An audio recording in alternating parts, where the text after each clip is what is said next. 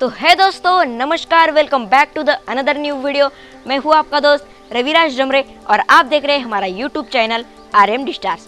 तो दोस्तों, बहुत बहुत स्वागत है आज के इस नए वीडियो में।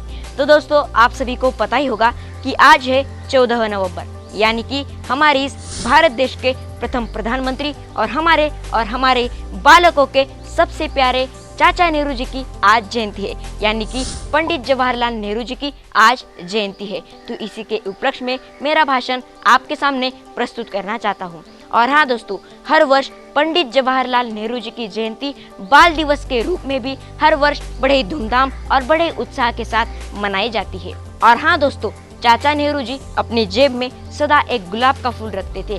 गुलाब का फूल एक प्रेम का प्रतीक होता है, तो इसीलिए चाचा नेहरू जी ने हमें यह सीख सिखाई है कि सदा प्रेम करते रहिए और सदा प्रेम बांटते रहिए। तो वीडियो में आगे बढ़ने से पहले वीडियो को एक लाइक कीजिए और हमारे चैनल को सब्सक्राइब करने के साथ साथ बेल नोटिफिकेशन के ऑल पर क्लिक करना ना भूलें। तो चलिए दोस्तों, आज के इस नए वीडियो को शुरू करते हैं।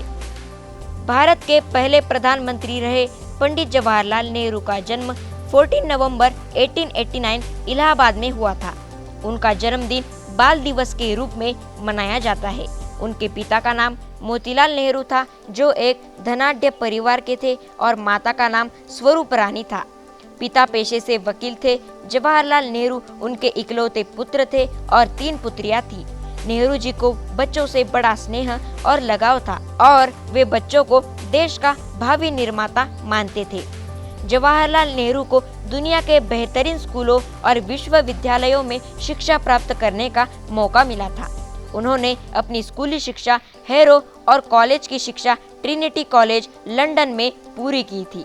उन्होंने अपनी लॉ की डिग्री कैम्ब्रिज विश्वविद्यालय से पूरी की। हैरो और कैम्ब्रिज में पढ़ाई कर 1912 में नेहरू जी ने बार एट लॉ की उपाधि ग्रहण की और वे बार में बुलाए गए। पंडित नेहरू शुरू से ही गांधी जी से प्रभावित रहे और 1912 में कांग्रेस से जुड़े। 1920 के प्रतापगढ़ के पहले किसान मोर्चे को संगठित करने का श्रेय उन्हीं को जाता है। 1928 में लखनऊ में साइमन कमीशन के विरोध में नेहरू घायल हुए और 1930 के नमक आंदोलन में गिरफ्तार हुए। उन्होंने 6 माह तक जेल काटी। 1935 में अल्मोड़ा जेल में आत्मकथा लिखी और उन्होंने डिस्कवरी ऑफ इंडिया यह पुस्तक भी लिखी। उन्होंने कुल 9 बार जेल यात्राएं की। उन्होंने विश्व भ्रमण किया और अंतर्राष्ट्रीय नायक के रूप में पहचाने गए। उन्होंने 6 बार कांग्रेस अध्यक्ष के पद को सुभूषित किया। 1942 के भारत छोड़ो आंदोलन में नेहरू जी 9 अगस्त 1942 को मुंबई में गिरफ्तार हुए और अहमदनगर जेल में रहे, जहां से 15 जून 1945 को रिहा किए गए। नेहरू ने पंचशील का सिद्धांत प्रतिपादित किया और 1954 में भारत रत्न से अलंकृत हुए। नेहरू जी ने तटस्थ राष्ट्रों को संगठित किया और उनका नेतृत्व किया। सन 1947 में भारत को आज़ादी मिलने पर जब भावी प्रधानमंत्री के लिए कांग्रेस में मतदान हुआ तो सरदार वल्लभ भाई पटेल और आचार्य कृपलानी को सर्वाधिक मत मिले थे, किंतु महात्मा गांधी के कहने पर दोनों ने अपना नाम वापस ले लिया और जवाहरलाल नेहरू को प्रधानमंत्री बनाया गया। पंडित जवाहरलाल नेहरू 1947 में स्वतंत्र भारत के पहले प्रधानमंत्री बने। आज़ादी के पहले गठित अंतरिम सरकार में और आज़ादी के बाद 1947 में भारत के प्रधानमंत्री बने और 27 मई 1964 को उनके निधन तक इस पद पर बने रहे।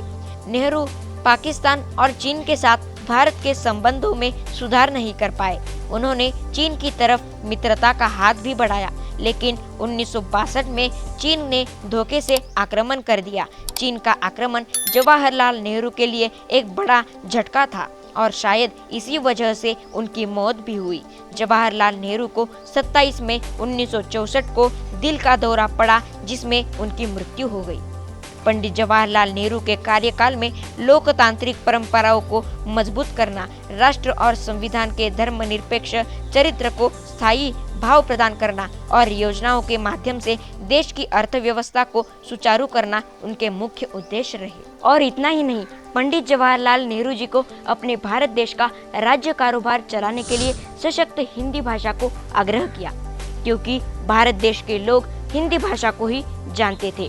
चाचा नेहरू जी का इसमें भी खास योगदान है और हमारे भारतवर्ष के भावी पीढ़ी के लिए चाचा नेहरू जी के विचार बहुत ही प्रेरणादायी है। तो इसी के साथ मैं रविराज डमरे मेरे वाणी को यहाँ विराम देता हूँ। तब तक के लिए धन्यवाद। जय हिंद, जय भारत।